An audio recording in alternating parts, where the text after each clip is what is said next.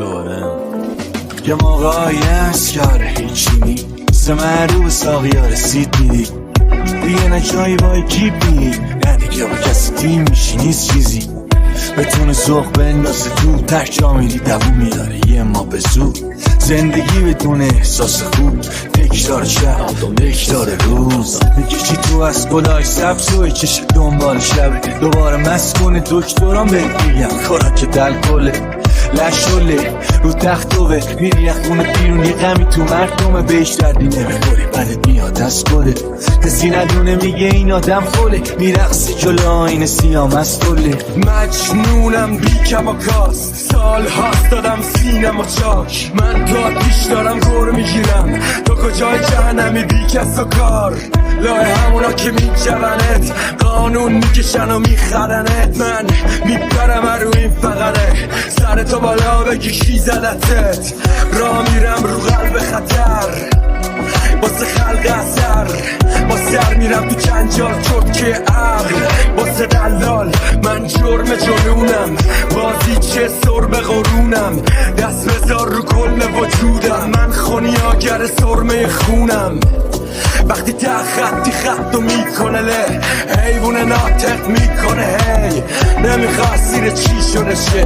کل زندگیم شیشو بشه قمار خط راه پوتین قبار کرد من یعنی سوال درد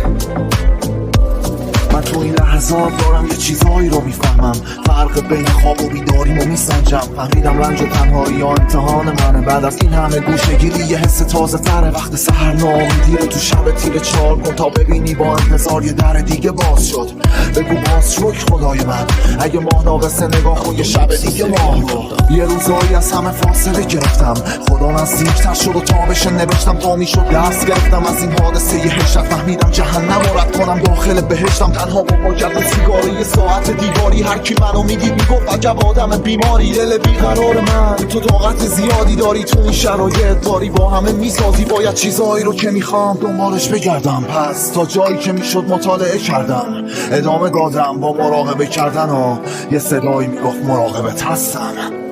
من دیشب تا حالا پای دود بودم